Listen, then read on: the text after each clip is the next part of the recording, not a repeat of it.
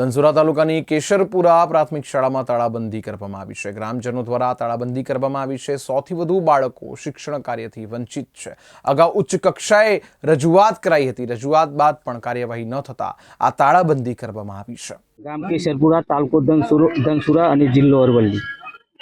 આજે અમે ગામ લોકો અહીંયા એટલા માટે ભેગા થયા છીએ કે એક મહિનાથી લગભગ 9/8/2024ના દિવસે અમે જિલ્લા શિક્ષણ અધિકારી ડીપીઓ સાહેબને અરજી આપી હતી, પણ અત્યાર સુધી આ કોઈ કાર્યવાહી કરી નથી। એટલા માટે અમે ગ્રામજનો અહીં તાળાબંધી કરી છે।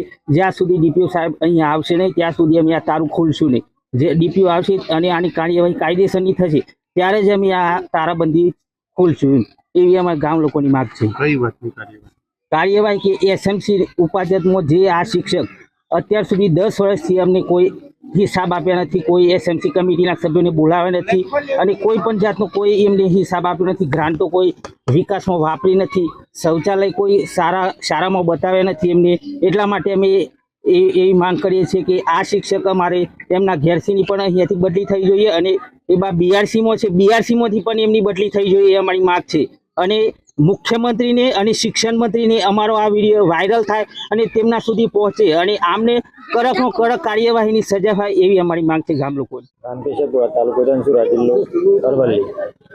આજનો વિષય એવો હતો કે અમે આજે તાળાબંધી કરી છે। તાળાબંધી કરવાનું કારણ એક જ છે કે 9/8/2024 જિલ્લા પંચાયતમાં ડીપીઓને અમે અરજી કરી હતી, બરાબર। તો અરજી કર્યા પછી આજથી લગભગ 20 થી 25 દિવસ જેવું થઈ ગયું, તે છતાં કોઈ એક્શન લેવામાં આવી નહીં।